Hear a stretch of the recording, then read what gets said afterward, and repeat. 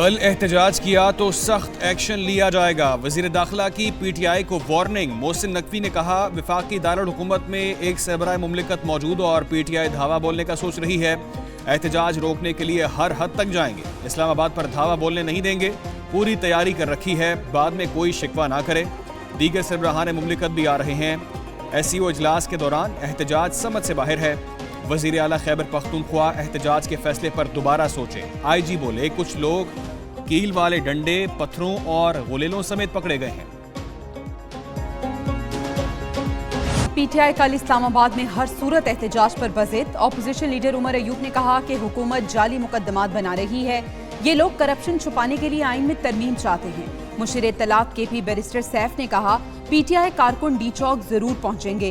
دوسری جانب اسلام آباد میں سیکیورٹی سخت، مظاہرین کو شہر میں داخلے سے روکنے کی تیاری مکمل، ریڈ زون کی سیکیورٹی پر رینجرز تعینات۔ اسلام آباد کے داخلی راستے اور موٹر وے مختلف مقامات پر بند، لاہور میں بھی 6 دن کے لیے دفعہ 144 نافذ۔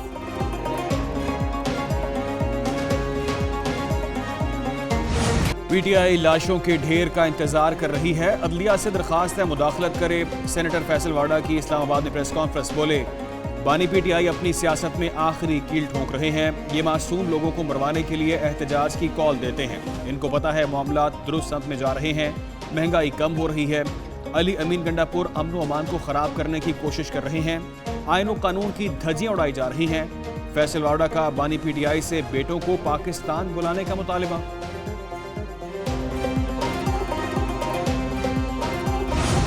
وزیر اعلیٰ مریم نواز نے 2 ٹوک الفاظ میں بتا دیا، پی ٹی آئی والوں کو ذہنی معذور بھی قرار دیا، کہا ان سے کوئی کام ہوتا ہے نہ کسی کو کرنے دیتے ہیں۔ کے پی کو شیل دوسرے صوبے کی پولیس پر برسانے کے لیے نہیں دیے گئے، ریسکیو کی گاڑیاں بھی پنجاب پر حملے کے لیے لائی گئیں۔ جب بھی ملک میں ترقی ہوتی ہے مسلم لیگ نون کی حکومت ہوتی ہے۔ وزیر اعلیٰ کا پنجاب میں ہمت کارڈ منصوبے کا افتتاح۔ رکن اسمبلی کا پارٹی پالیسی کے خلاف ووٹ بھی شمار ہوگا، سپریم کورٹ نے آرٹیکل 63A کی تشریح کے خلاف نظر ثانی اپیلیں منظور کر لیں۔ صدارتی ریفرنس پر 17 مئی 2022 کا اکثریتی فیصلہ کالعدم، سماعت کا تحریری حکم نامہ جاری۔ بہترین طریقے سے کیس چلانے پر علی ظفر سمیت وکلاء کو سراہا۔ چیف جسٹس کی سربراہی میں 5 رکنی بینچ نے متفقہ فیصلہ سنایا۔ پی ٹی آئی وکیل علی ظفر نے آخری دن بوائیکاٹ کیا، بعد میں عدالتی معاون بن گئے۔ دلائل میں کہا تاثر جاتا ہے، عدالت ہارس ٹریڈنگ کی اجازت دے گی۔ چیف جسٹس کا اظہار برہمی، کہا اس بات پر توہین عدالت لگ سکتی ہے۔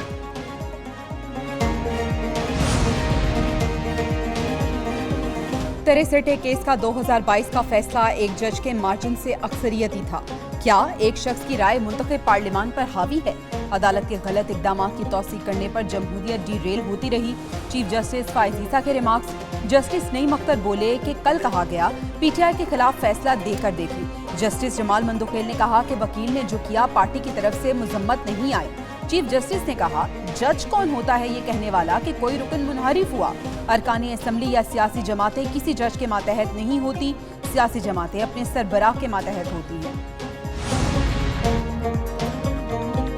پی ٹی آئی رہنما سلمان اکرم راجہ نے 63A نظر ثانی فیصلہ خلاف آئین قرار دے دیا، کہا سپریم کورٹ کا آج کا فیصلہ آرٹیکل 8 کی بھی خلاف ورزی ہے، ترمیم ہو جاتی ہے تو جو کچھ ملک میں ہو رہا ہے سب آئینی ہو جائے گا، ترمیم کے بعد لوگوں کو اٹھا کر جیل میں ڈال دیا جائے گا، کوئی پرسان حال نہیں ہوگا، ریاست کس طرف جا رہی ہے یہ تشویشناک صورتحال ہے۔ دوسری جانب پی ٹی آئی نے جسٹس منصور کی عدم موجودگی میں پروسیجر کمیٹی کے اقدامات کو چیلنج کر دیا۔ میرے خیال میں یہ بل اپنی تفصیلات کے ساتھ، اصول کے ساتھ، تفصیلات کے ساتھ اس قابل نہیں ہے کہ اس کو پاس کیا جائے، اس کو سپورٹ کیا جائے، اور ہم کسی بھی قیمت پر حکومت کے ساتھ پلس ہونے کے لیے آمادہ نہیں ہیں۔ فضل الرحمان کا آئینی ترمیم پر حکومت کی حمایت نہ کرنے کا اعلان، ترمیم شنگھائی تعاون تنظیم اجلاس تک موخر کرنے کا مطالبہ، اپوزیشن کو بھی احتجاج نہ کرنے کا مشورہ۔ سربراہ جی آئی نے کہا کہ حکومت ترمیم کے لیے جلدی میں کیوں ہے، 63A کا فیصلہ خرید و فروخت کا باعث نہیں بننا چاہیے۔ مزید بولے اسرائیل ریاستی دہشت گردی کر رہا ہے، اس کا راستہ روکنا ہوگا، مسلمانوں کی نامور شخصیات کو نشانہ بنایا جا رہا ہے، فلسطینیوں کے حقوق کے لیے مسلمانوں کو اکٹھا ہونا پڑے گا۔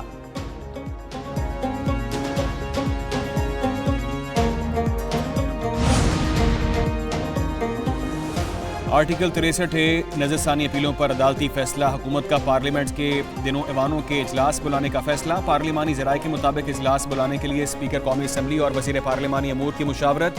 पीर के रोज़ इजलास बुलाए जाने का इम्कान। हुकूमत ने बैरून मुल्क गए अरकान को भी वाकिस तलब कर लिया। हुकूमत की जानिब से पार्लियामेंट से आइनी तरामीम मंजूर कराए जाने का भी इम्कान।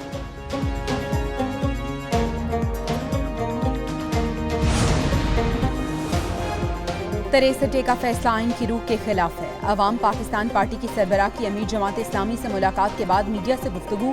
शाहिद हकान अब्बासी ने कहा कि इस फैसले ने हॉर्स ट्रेडिंग का रास्ता खोल दिया। आला अदलिया का यह फैसला चैलेंज होना चाहिए। हाफिज नईम बोले, मशरिक़ वुस्ता में इसराइली जारहियत के खिलाफ सबको बाहर निकलना चाहिए। 7 अक्टूबर को एहतजाज की वज़ीर आज़म भी हिमायत करें।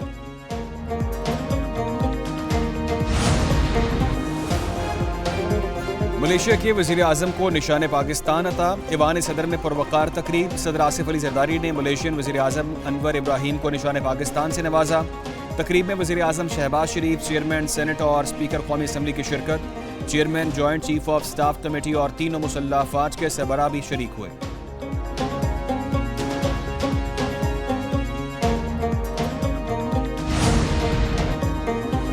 वज़ीर आज़म शहबाज शरीफ मलेशिया के साथ ताल्लुकात को बुलंदियों तक पहुंचाने के ख्वाहां। वज़ीर आज़म के मलेशियन हममनसब अनवर इब्राहीम के साथ प्रेस कॉन्फ्रेंस। कहा, ताल्लुकात को फ़रोग देने में मलेशिया के वज़ीर आज़म की हिमायत काबिल कदर है। इसराइल, गजा, लेबनान और यमन में इंसानियत का कत्ल कर रहा है। मलेशिया के वज़ीर आज़म ने कहा कि पाकिस्तान आलमी इस्लाम के लिए अहमियत का हामिल है। दोनों वज़राए आज़म की बिजनेस डायलॉग में भी शिरकत। शहबाज शरीफ और अनवर इब्राहीम का मुलाकात में तिजारत बढ़ाने का अज़्म। मौजूद मेहमान को वज़ीर आज़म हाउस आमद पर गार्ड ऑफ ऑनर पेश।